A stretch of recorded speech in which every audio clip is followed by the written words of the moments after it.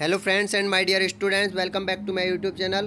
Friends, आज हम लोग प्रीपोजिशन में पढ़ेंगे टू, बिटवीन एंड अमंग के बारे में। तो आइए शुरू करते हैं। देखिए फ्रेंड्स, सबसे पहले टू प्रीपोजिशन, इसका फर्स्ट रूल है गो एंड कम के बाद आने वाले स्थान सूचक शब्द के पहले हम लोग टू का यूज़ करते हैं। ध्यान दें, गो और कम, इनके बाद में आने वाले स्थान सूचक शब्द से पहले हम टू लगाते हैं। जैसे कि देखिए, ही गोइज टू स्कूल डेली, वह रोजाना विद्यालय जाता है। तो गो की मीनिंग के बाद यानी कहाँ जा रहा है? स्थान, स्थान के आगे यहाँ पे स्कूल। तो ही गोइज टू स्कूल डेली, यानी गो की और कम की मीनिंग के बाद में हम लोग टू लगाते हैं। ठीक है, तो यहाँ पे देखिए गो के बाद में यहाँ पे यूज किया हमने to.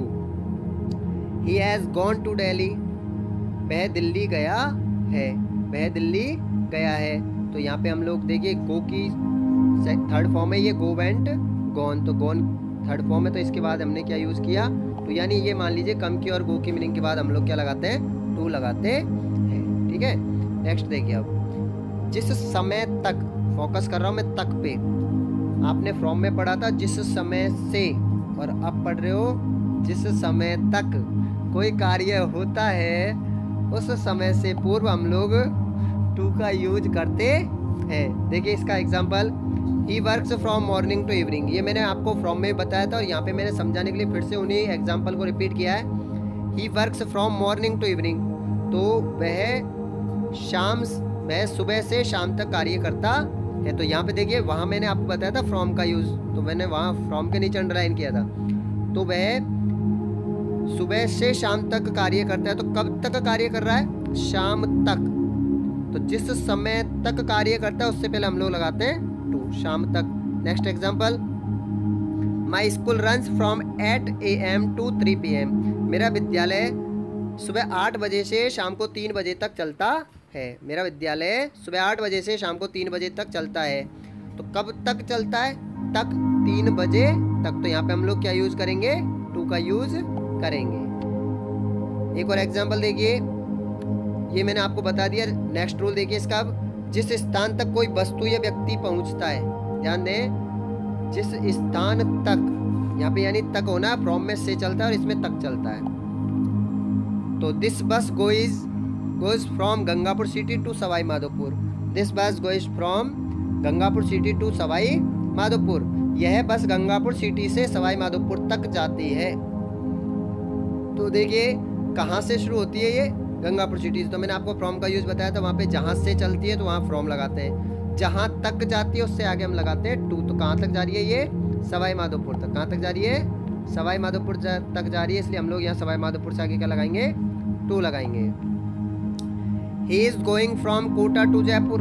He is going from Kota to Jaipur. वह कोटा से जयपुर जा रहा है। तो कहाँ से जा रहा है? कोटा से जा रहा है, इसलिए फ्रॉम लग जाएगा। लेकिन कहाँ तक जा रहा है? जयपुर तक जा रहा है, तो इसलिए हम यहाँ लगा देंगे टू। ठीक है, नेक्स्ट देखिए, की ओर या की तरफ के सेंस में भी हम लोग, यानी एक तरीके से डायरेक्शन दिखाने के लिए हम लोग टू का यूज करते हैं। जैसे देखिए, go to north first. Go to north first, पहले उत्तर की तरफ जाओ। सबसे पहले किधर जाओ? उत्तर की तरफ जाओ। देन यानी उसके बाद किधर चले जाना? साउथ, दक्षिण की तरफ। किधर चले जाना? दक्षिण की तरफ चले जाना। यानी पहले उत्तर की तरफ जाओ, उसके बाद दक्षिण की तरफ चले जाना। तो ये एक तरीके से उसने क्या बताया? डायरेक्शन दिखाई है। तो दिशा दर्शाने के लिए भी हम लोग क्या यूज करते हैं? टू का यूज करते हैं। ठीक है, या देखिए यहाँ पे मैंने ये टू लगाया था और इधर भी मैंने यहाँ पे टू लगाया। नेक्स्ट रूल देखिए इसका, किसी की ओर कनेक्शन के लिए, यानी एक संबंध बताने के लिए। जैसे देखिए, सी इज कमिंग टू मी, वह मेरी तरफ आ रही है। वह मेरी तरफ आ रही। तो यहाँ पे देखिए, मेरी तरफ, उसकी तरफ टू हिम, उनकी तरफ टू देम।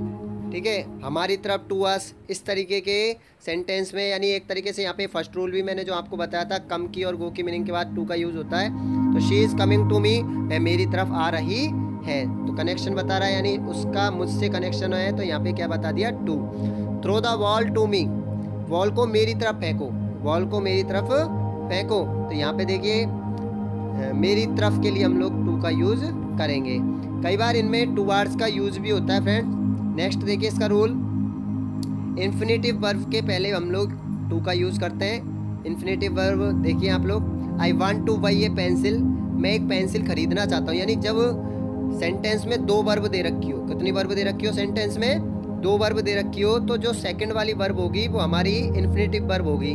तो वहाँ हम लोग उस इन्फिनेटिव वर्ब से पहले क्या लगाएंगे, टू का यूज़ करेंगे। और ये हमेशा याद रखना, टू के बाद में जब इन्फिनेटिव वर्ब होती है, टू के बाद हमेशा वर्ब की फर्स्ट फॉर्म का यूज़ होता है। तो यहाँ पे देखिए वही से पहले हम लोग फर्स्ट फॉर्म क्या है, जो फर्स्ट वर्ब है हमारी वो क्या है यहाँ पे वांट, सेकंड वर्ब हो गई वही, इस वाले में क्या है कम और इस वाले में है रीड। तो जो सेकंड वर्ब होती है उससे पहले हम लोग क्या यूज़ कर देंगे, टू का यूज़ कर देते हैं। तो ठीक है, आई वांट टू, वही ये पेंसिल, मैं एक पेंसिल खरीदना चाहता हूँ, and he comes to read, वह पढ़ने के लिए आता है। नेक्स्ट देखिए अब उद्देश्य के लिए, पर्पस, उद्देश्य को व्यक्त करने के लिए हम लोग टू का यूज़ करते हैं। He invited me to tea या टू लंच, उसने मुझे चाय पर आमंत्रित किया, या फिर आप लोग लंच लिख रहे हो तो उसने मुझे लंच पर आमंत्रित किया, अगर डिनर लिखोगे तो उसने मुझे डिनर पर इन्वाइट किया, आमंत्रित किया। तो इस तरीके से उसका पर्पस क्या, उसका उद्देश्य क्या आमंत्रित करने का, कि वो आपको चाय पिलाना चाहता है, लंच पे खाना खिलाना चाहता है, इस तरीके से। तो पर्पस, उद्देश्य को व्यक्त करने के लिए हम लोग टू का यूज़ करते हैं। एक और example, they came to see me, they came to see me, to see का मतलब है मुझे देखने के लिए आए या मुझसे मिलने के लिए आए। तो यहाँ पे क्यों आए वो, मुझसे मिलने के लिए, उनका पर्पस क्या, उद्देश्य क्या है, मुझसे मिलना।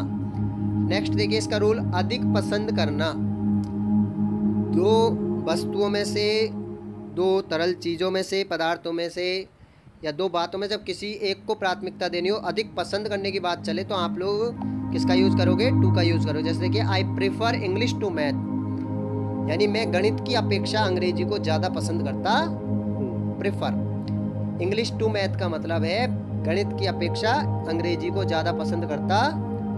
नेक्स्ट है I prefer milk to tea, मैं चाय की अपेक्षा दूध को ज़्यादा पसंद करता हूँ। तो यानी अधिक पसंद करने की कंडीशन में भी हम लोग टू का यूज़ करते हैं। नेक्स्ट रूल है बाकी या कम समय में, देखिए ऐसे सेंटेंस जिनमें हम लोग ये कहते हैं कि भाई 5 बजने में अभी 4 मिनट बाकी है, 10 मिनट बाकी है, 15 मिनट बाकी है, ऐसे सेंटेंसों में भी हम लोग टू का यूज़ करते हैं। एग्जाम्पल देखिए, it is 5 to 4 o'clock, it is 5 to 4 o'clock, 4 o'clock का मतलब है 4 बजने में अभी 5 मिनट बाकी है, या 5 बजने में अभी, या 4 बजने में अभी 5 मिनट कम है। तो ऐसे सेंटेंसों में बाकी या कम जो भी टाइम को शो करें उसमें हम लोग टू का यूज़ करते हैं। एक और एग्जाम्पल देख लीजिए, इट इज़ 9 to 8 o'clock, 8 बजने में अभी 9 मिनट कम है, या 8 बजने में अभी 9 मिनट बाकी है। तो ऐसे सेंटेंसों में हम लोग टू का यूज़ करते हैं।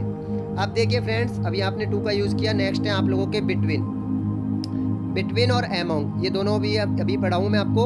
तो बिटवीन और एमोंग में ज़्यादा कोई डिफरेंस नहीं है, बस आप लोग याद रख लें कि बिटवीन का मतलब होता है दो समय या दो व्यक्तियों के बीच। संख्या कितनी होनी चाहिए, दो समय या दो व्यक्तियों के बीच। और एमोंग का मतलब होता है दो से ज़्यादा। एमोंग का मतलब क्या होता है, दो से ज़्यादा। आइए शुरू करते हैं। दो समय या दो व्यक्ति या दो समूहों के बीच जब कोई कार्य होता है, दो समय, दो व्यक्ति या दो समूहों के बीच जब कोई कार्य होता है तो हम लोग किसका यूज़ करते हैं, बिटवीन का यूज़ करते हैं। First example, he will meet you in hospital between 8 AM and 2 PM, तो वह तुमसे मिलेगा, वह हॉस्पिटल में तुमसे मिलेगा, कब मिलेगा, बिटवीन 8 AM and 2 PM, 8 बजे से 2 बजे के बीच में। 8 बजे से 2 बजे के बीच में, तो दो टाइम हो गया ना अपना, 8 बजे का और 2 बजे का, तो दो समय के बीच की जब बात हो रही है तो हम लोग यूज़ करेंगे बिटवीन का। He divided the house between his 2 sons, उसने अपने मकान को बांट दिया, his 2 sons, between his 2 sons, अपने दो बेटों के बीच में। संख्या कितनी है बेटों की, 2, तो उसने मकान को अपने दो बेटों के बीच में बांट दिया, तो बिटवीन का यूज़ हो गया। नेक्स्ट है, what is the relation between language and thought.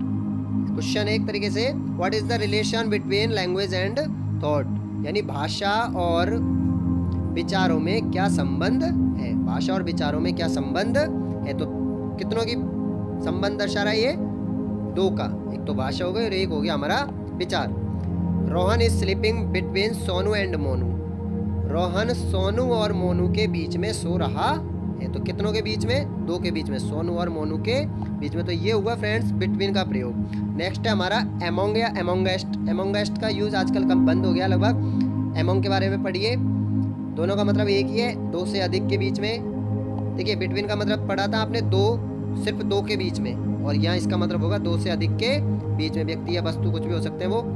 Divide these mangoes among all the children, यानी इन आमों को बांट दो, अमोंग द चिल्ड्रन यानी बच्चों के बीच में। तो एक बच्चा नहीं है, दो बच्चे नहीं है, यानी बच्चों के बीच में, यानी क्या हो गया ये 2 से ज़्यादा। He divided his money among his 5 sons, उसने अपने पैसे को बांट दिया, अपने धन को बांट दिया अमोंग हिज 5 सन्स, अपने 5 बेटों के बीच में। 2 से ज़्यादा हो गए, अपने 5 बेटों के बीच में उसने अपने धन को बांट दिया। नेक्स्ट है there are many criminals among our society. Society यानी होता है समाज, और क्रिमिनल्स यानी होते हैं अपराधी। तो देयर आर मैनी क्रिमिनल्स, कई सारे अपराधी हैं अमोंग आवर सोसाइटी यानी हमारे समाज के बीच में, हमारे समाज के बीच में, हमारे समाज में कई सारे अपराधी हैं। तो यहाँ पे क्या है आवर सोसाइटी, सोसाइटी का मतलब होता है समाज, और समाज में क्या है 2 से ज़्यादा मेंबर होते हैं। ठीक है फ्रेंड्स, आई होप कि आपको आज के ये तीनों प्रीपोजिशन समझ में आए होंगे। यदि आज के प्रीपोजिशन ये वीडियो पसंद आई हो तो इसे लाइक शेयर ज़रूर करें, चैनल को सब्सक्राइब करें, साथ में बेल आइकन के बटन को दबा दें जिससे मेरी आने वाली वीडियोज़ की नोटिफिकेशन आपको समय पर मिलती रहे। Thank you.